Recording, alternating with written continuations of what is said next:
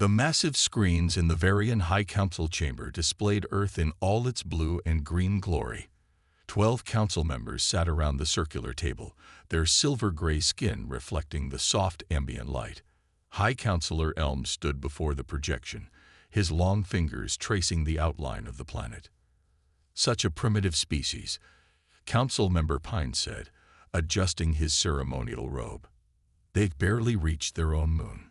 Why waste our time?" Elm turned to face the council, his eyes showing the characteristic purple glow of deep thought. "Look closer," he said, gesturing to the data streaming beside the Earth image. "Their advancement rate is unlike anything we've seen. From first flight to space travel in less than 70 years. The council chamber filled with quiet murmurs. Elm continued, bringing up more images, human cities, technology, and most importantly, their rapid technological progress. While they may seem primitive now, their potential is extraordinary. More importantly, their planet holds biological diversity that could benefit our research greatly. "What do you suggest?" asked Pine, leaning forward with newfound interest. "First contact," Elm replied. "But we approach them as friends, as mentors. We offer them gifts of technology, open trade relations, and establish ourselves as benevolent advisors." The council voted unanimously in favor of the proposal. None of them could have known they had just made the greatest mistake in Varian history. 3 months later, Ambassador Reed Thompson stood on the steps of the United Nations building in New York, straightening his tie for the 100th time. The morning sky was clear, perfect for the incoming Varian ship that would make humanity's first official contact with alien life. "Nervous?" asked his assistant, Robert, handing him a tablet with the prepared speech. "Wouldn't you be?" Reed replied, managing a small smile. "We're about to meet actual aliens." The crowd gathered behind the security barriers grew larger by the minute.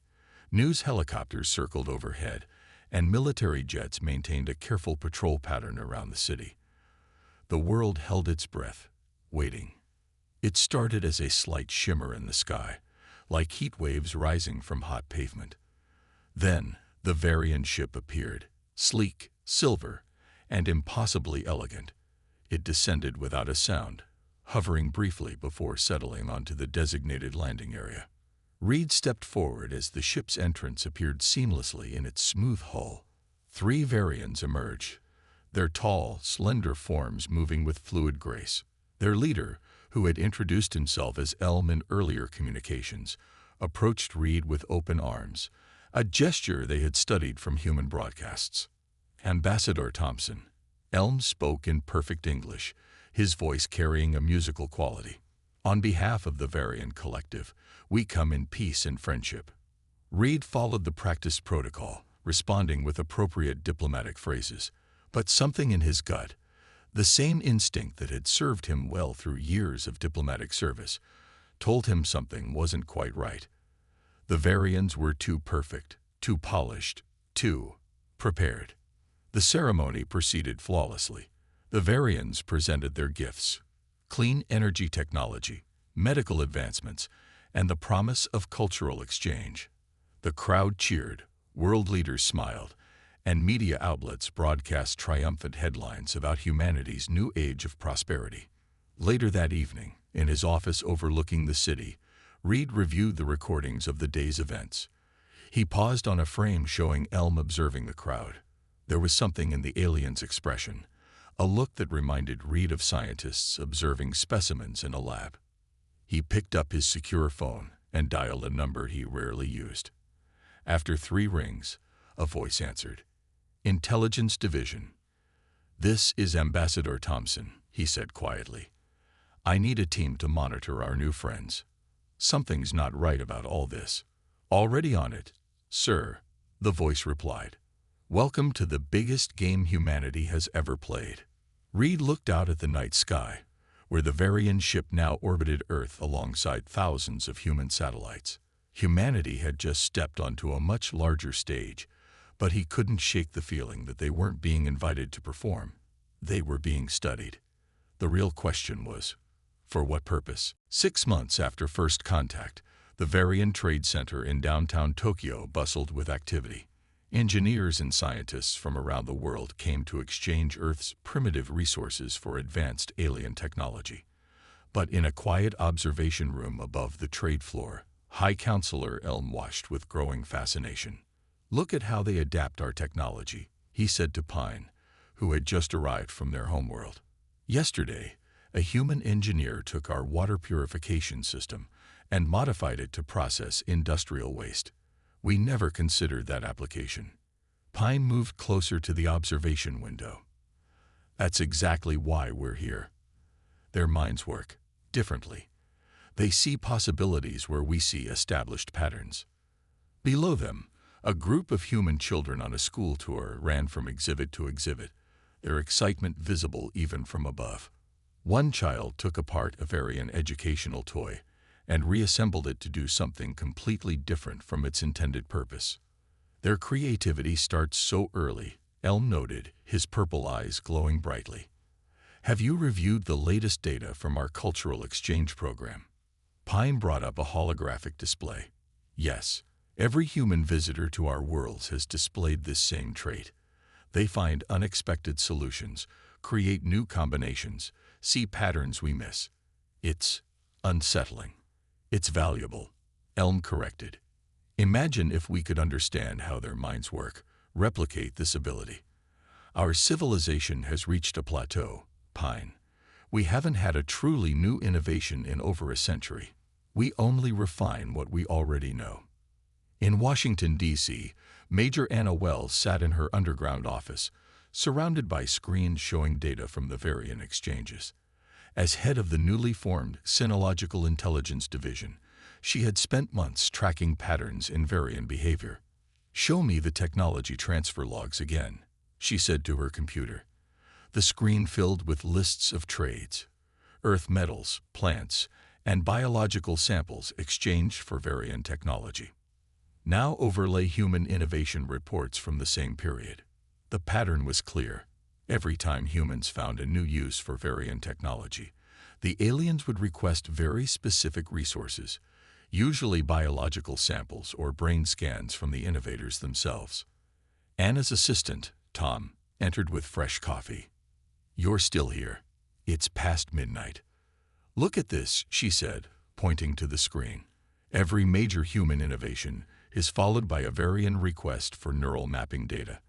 They say it's for compatibility studies, but I think they're studying how we think." Tom leaned in closer. "Why would they need that? They're centuries ahead of us." "Are they?" Anna brought up another display. "Their technology is more advanced, yes, but look at how it develops. Perfect, logical improvements on existing designs. There's no creative leap, no unexpected innovation. It's like they can only walk in straight lines while humans." She gestured to a report showing how Japanese engineers had combined Varian energy tech with Earth's power grid in ways the aliens never imagined. "While humans can dance," Tom finished. Anna nodded. "They're not here for our resources. They're here for our minds."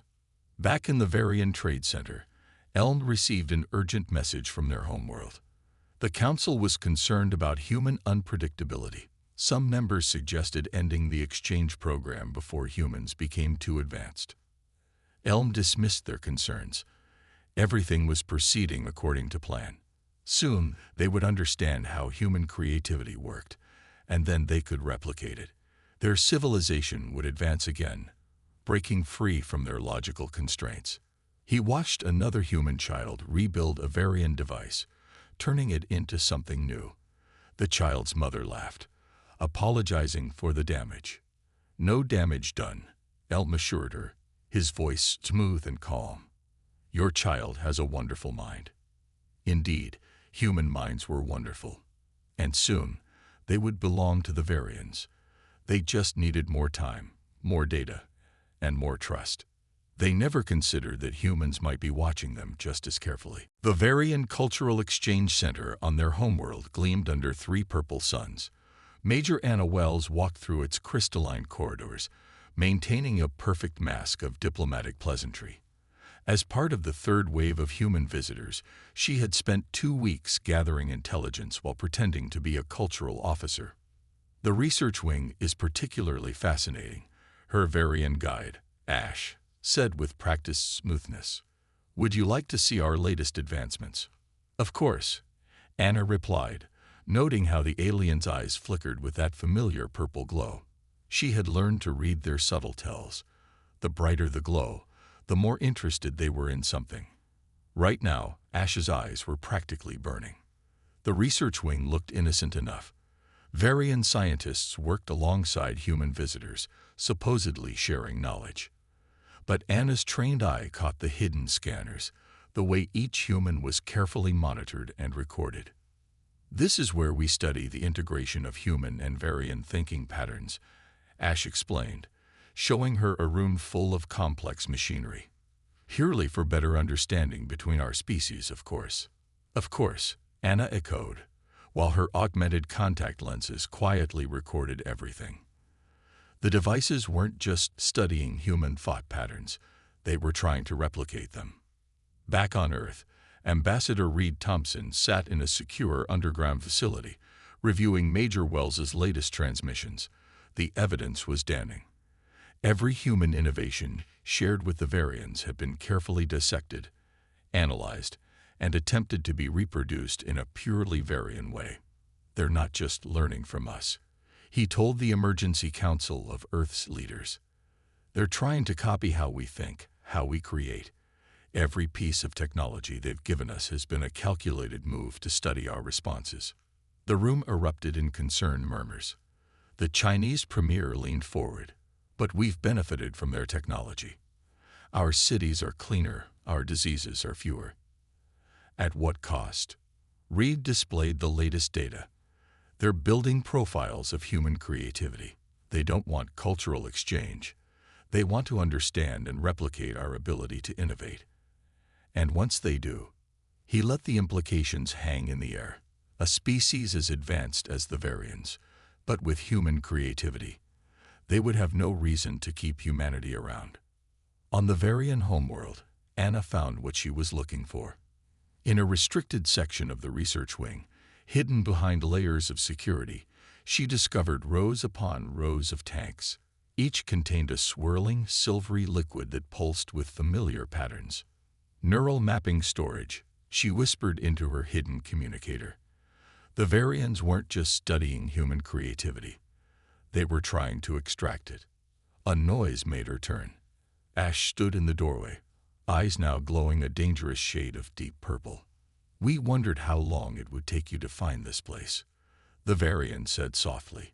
Your species' curiosity is remarkably predictable, even if your creativity is not. Anna straightened up, dropping the pretense. How many? She asked. How many humans have you secretly mapped? Enough to begin understanding the pattern, Ash replied.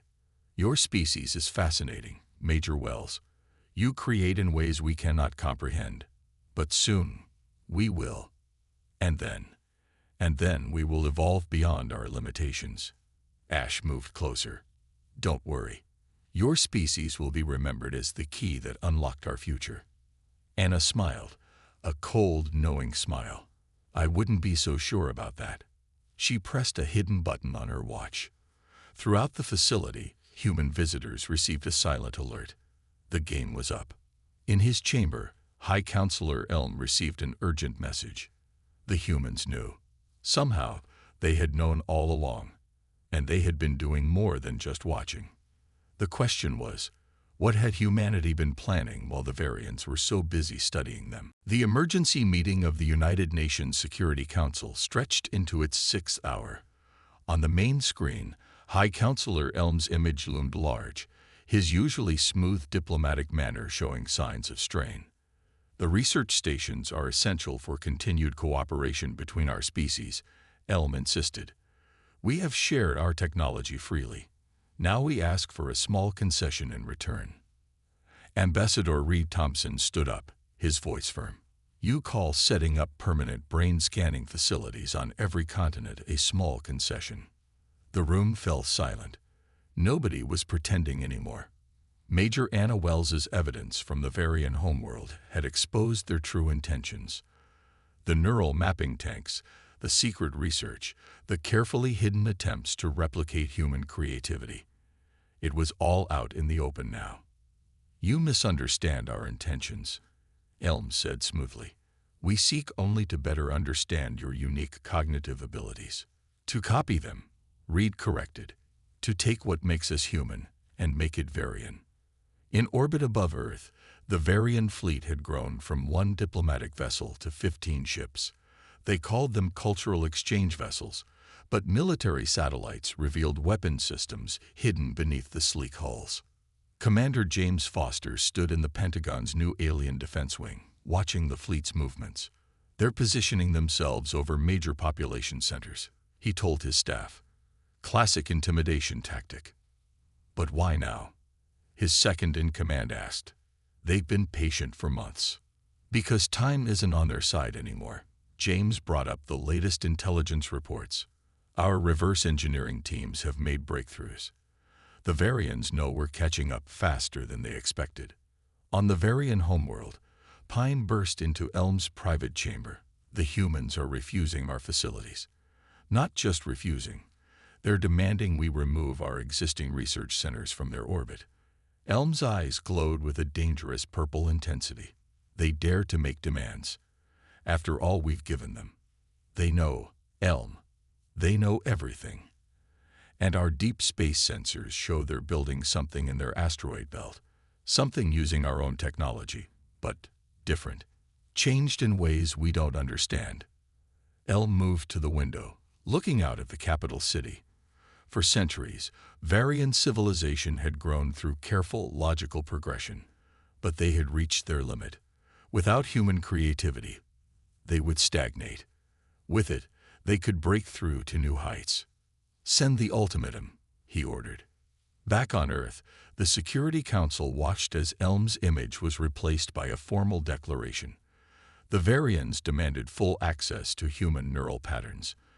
In return, they would continue sharing their technology. If Earth refused. The threat wasn't subtle.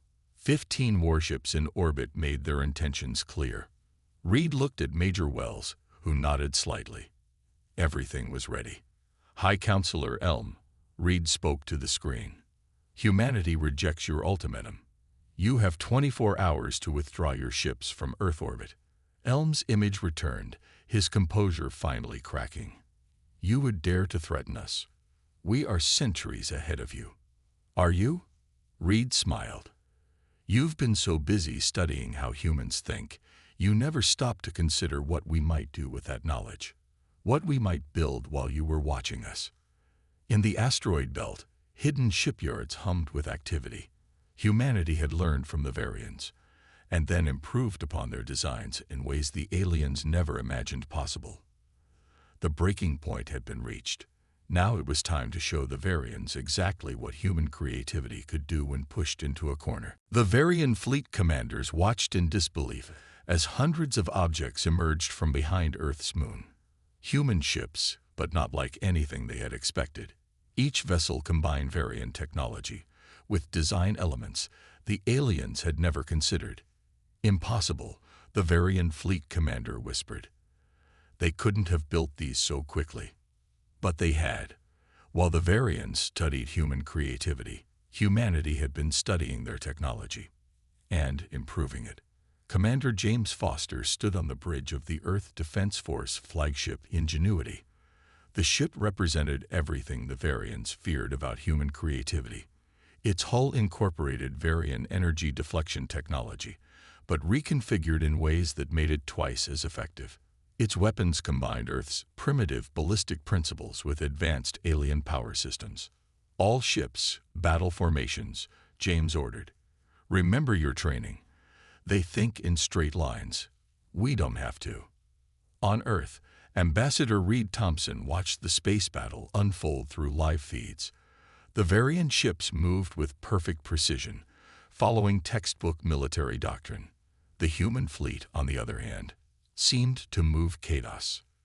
"They're not attacking," Major Wells noted, standing beside him.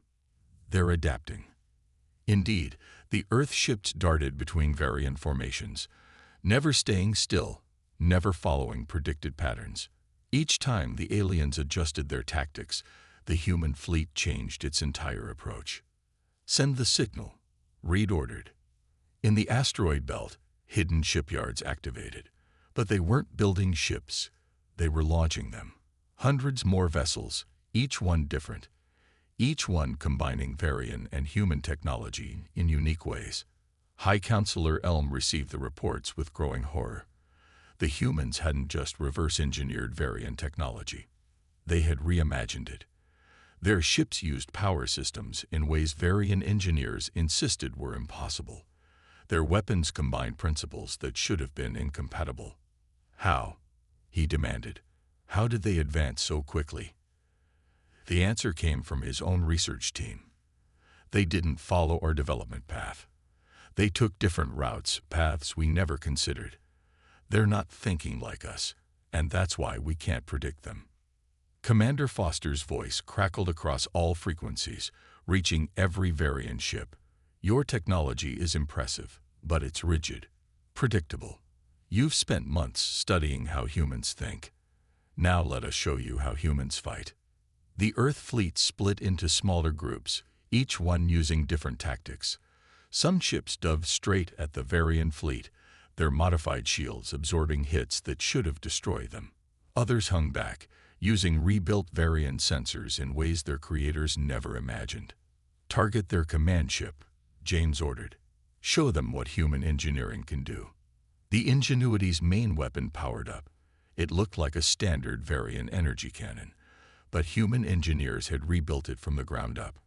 When it fired, the beam split into multiple trajectories, something the Varians had deemed impossible. The alien command ship shields, designed to block direct attacks, couldn't handle the unpredictable energy patterns. Alarms blared across the Varian fleet as their flagship's defenses failed. Impossible, Elm whispered, watching the battle from his homeworld. They're innovations. They're not just random. They're better, his aide finished. They took our technology and made it better, because they could imagine possibilities we never considered. The battle wasn't over, but its outcome was already clear. Humanity hadn't just adapted to alien technology. They had surpassed it. The Varians had wanted human creativity. Now they were facing it in combat, and they were losing. The Varian High Council watched in stunned silence as another of their fleets retreated from Earth space. 3 weeks had passed since the first battle, and nothing was going according to their carefully calculated plans. They're not just defeating our ships, Pine reported, his voice shaking. They're studying each battle, learning from it, and coming back with new innovations. Every defeat teaches them more about our technology. Elm stood by the window, his silver skin pale with stress. Send in the World Breaker fleet. The council chamber erupted in protests.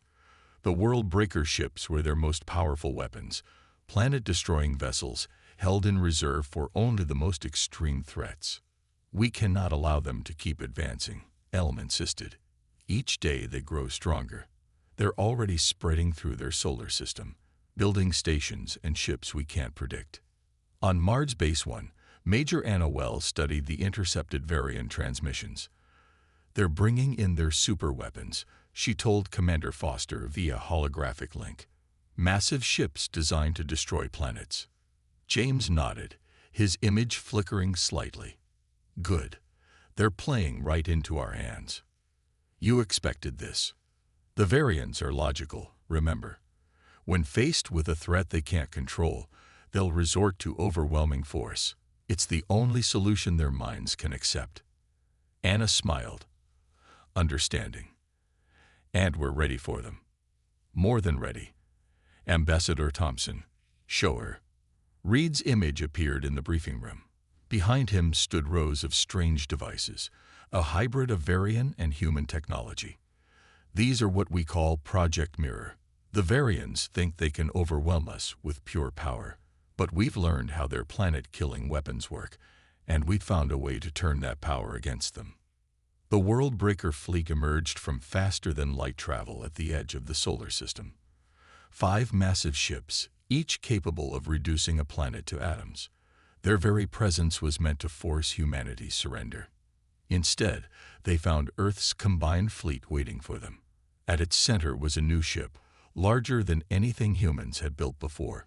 Its design made no sense to Varian military analysts. It seemed to break every rule of their engineering. "This is Commander Foster of the Earth Defense Force." James's voice broadcasted on all frequencies. "We know why you're here. We know what those ships can do. But you should have asked yourselves, what have we learned from studying your weapons?" The human fleet began to move, but not to attack or retreat. They were forming a pattern, with the strange new ship at its heart. The Varian commanders recognized the formation too late. "It's a focusing array," the World Breaker commander realized. "Like our planet killers, but different." The human ships linked their power systems in ways the Varians had never imagined possible. Energy flowed between them, amplified and redirected through the central vessel. When it fired, it didn't target the World Breaker ships directly. Instead, it hit the space between them. The Varians watched in horror as their own technology was used against them. The human weapon didn't destroy their ships. It created a localized space-time distortion that their own engines had no defense against. One by one, the mighty World Breaker ships were pulled into a vortex of their own twisted space-time, their power systems overloading as they tried to resist the impossible. In the Varian High Council chamber, Elm received the report of their super fleet's defeat.